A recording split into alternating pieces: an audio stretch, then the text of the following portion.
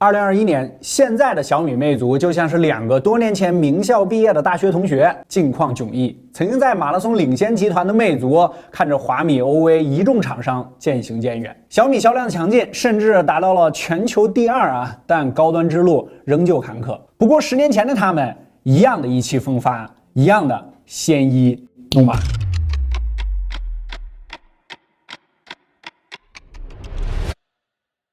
这些可能没有什么特别明确的主题，但当我们突然意识到机圈已经10年沧海的时候，我们就特别想带大家回去看看国产智能手机最初的样子。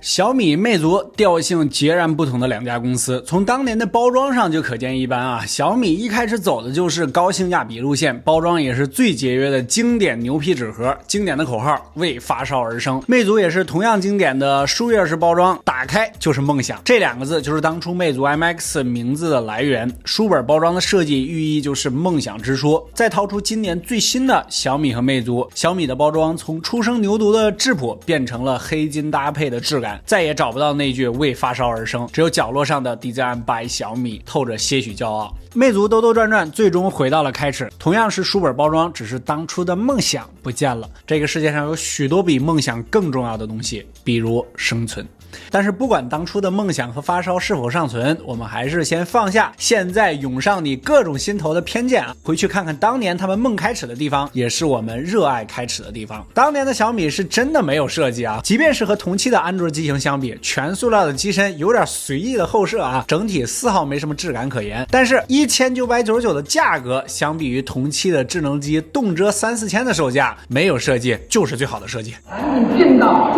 足够便宜的价钱。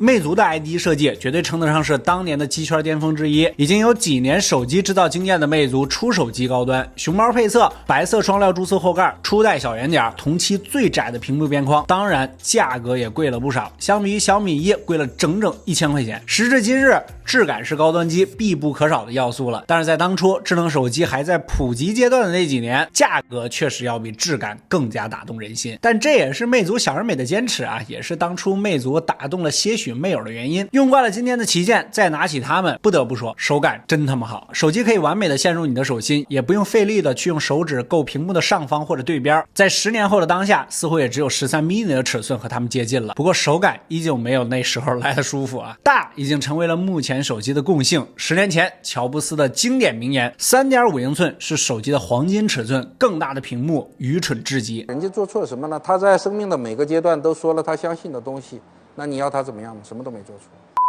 本视频由小白 APP 独家赞助播出，全品类精品二手商城，生活用品5折起，能买也能卖，各大应用商店均可下载。在当时的移动互联网形态下，确有道理，这种单手完美操作的尺寸，天然会给你带来一种安心的感觉。乔布斯当年能说出这种话，可能是这位科技巨人并没有意识到未来移动互联网的发展有多快，人们有多沉浸在手机里边。此时此刻正在看视频的你啊，这手机尺寸是多大的呢？可以走波弹幕。人们永远在追求设备更高的显示效率，折叠屏都已经开始量产几代了。这个世界唯一不变的就是永远在变化，设备形态永远要适应信息形态的变化。硬件上，小米采用了高通的 MSM 8260，而魅族选择了当时支棱起来的三星 Exynos 4210。当时 MTK 还在给山寨机做芯片，苹果还是单核1G 赫兹，英伟达还没有放弃 Tegra， 德州仪器4430的性能也比较拉胯。但不约而同的，魅族和小米都看上了在当时极为先进的夏普 ASV 屏幕啊，早期 LCD 屏幕的一种啊，是不是很多小伙伴都没听过这个词儿？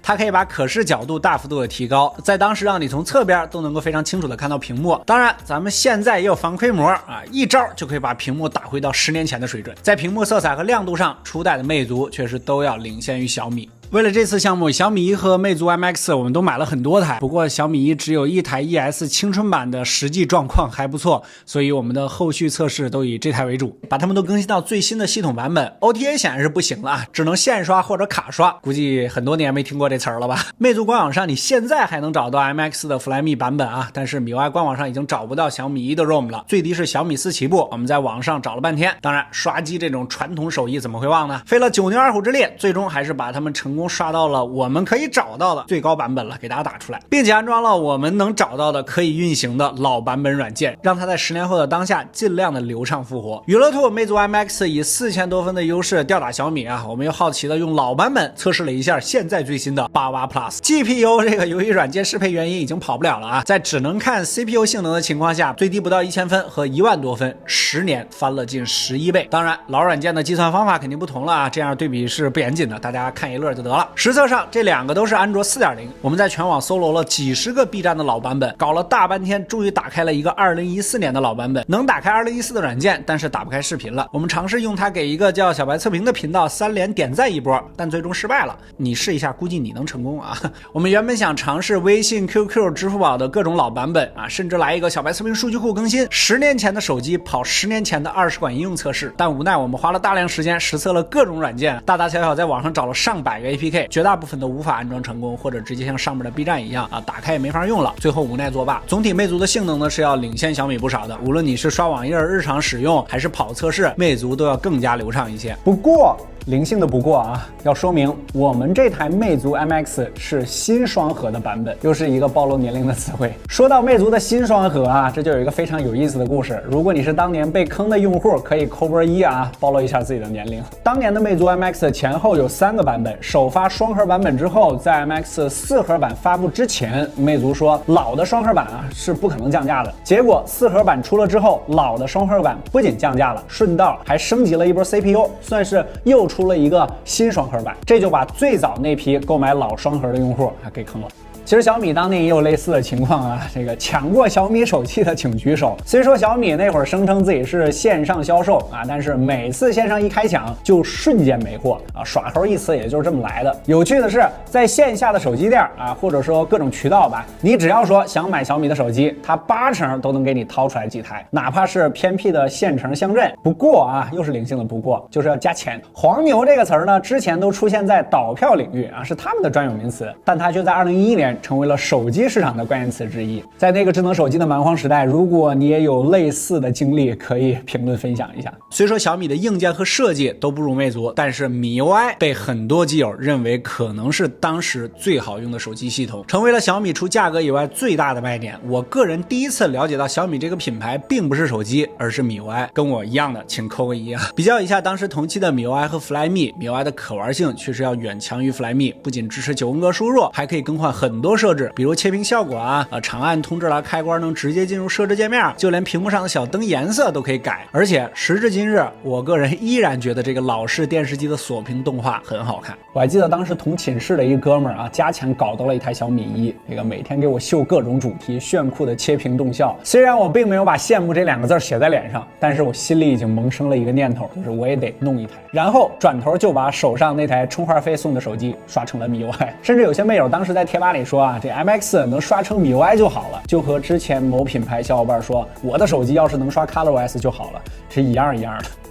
而这个时候的 Flyme 却有当年要做减法的样子啊，功能不多，干净整洁，也没有那么多 bug， 稳定性也很好，开始趋向扁平化和低饱和度的 UI 设计，到后边越来越符合我个人的审美，最后我换到了 MX3。时至今日，初代 MX 的系统界面甚至还没有 Flyme 的名字啊，整体风格效仿苹果，但并没有当年 iOS 那么拟物化，整个 UI 在现在看起来依然不算土气，当然功能也是少之又少啊，少的简陋。在第三方输入法还很卡的年代，自身它是不支持9宫格的。习惯了大屏，现在我们在用这块小屏幕使用全键盘输入，确实感觉很别扭。还有当时被很多人吐槽的不能挪开的大 M 浏览器。10年演化 ，Flyme 和米 UI 被夸过、被骂过啊，都无数次了，都更新了无数的版本。手机的软硬件改变，有些人可能觉得软件始终都是在厂商自己手里的东西，相对于硬件来说更容易做出改变。但基于你想要打造的用户生态和未来的愿景，软硬件改变的成本似乎正好相反。硬件其实只要你花钱就可以，这个软件习惯这个灵魂绝对不是你肯花钱就能够办得到的。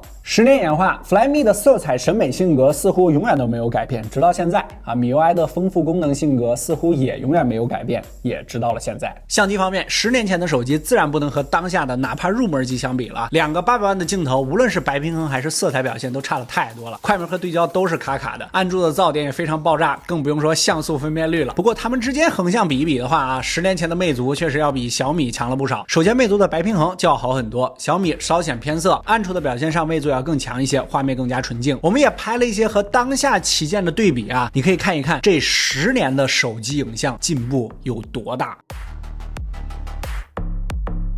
初代 MX 确实全面领先小米啊，当然价格也更贵，但商业从来都不只有产品这一个方面。MX 是魅族面向大众化的开始，后续这10年，魅族起起伏伏啊，国产还有很多品牌崛起的故事。手机简史我们已经非常详细的都跟大家讲过，现在的魅族、小米已经完全不在一个量级上了，成王败寇。但我们高兴的是，最近好像魅蓝宣称要回归了啊，魅族是否能重归主流视野，还是再退回到属于自己的独立小圈子？我想这2年应该就会有个答案。现在已经年销过1台的小米，10年前初代的产能啊，不过1天1000台左右啊。按照当时首发30万台的预定，发完要将近1年啊，这让30万的预定量，最终这实际产品只发了18万台。在10周年演讲上，小米给首发的18万个用户送了1999的红包啊！当初你给我的信任与支持，10年成长后，我如数奉还。别说这句话还真挺有劲儿了当然肯定有人说小米这是贩卖情怀、营销啊之类的，但这次啊，由于不涉及产能，小米没耍猴啊，这个3.7亿对谁也都不是一个小数字。就像之前我们说的，这个不能因为魅族坚持不了系统无广告啊，取消了就要被喷一样。就算是营销，给首批用户送钱，尝试取消系统广告，这好像除了小米跟魅族，机圈也没有人做了吧？这10年绝对是中国手机市场风起云涌的10年，也是一代人青春的10年。开始逐渐成熟的90后啊，比如说我自己啊，眼看着各种国产品牌和国际品牌一路厮杀至今，最早的90后也已经跨过了而立之年。10年前的照片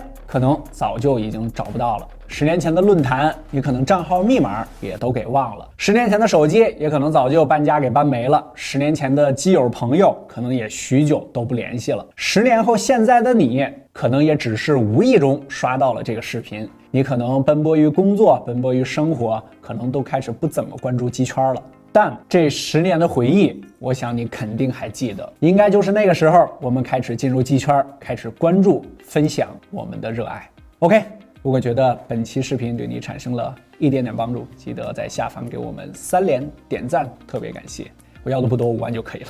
更多任何精彩，大家在全网搜索关注小白测评，不完整体验。我们下期视频再见。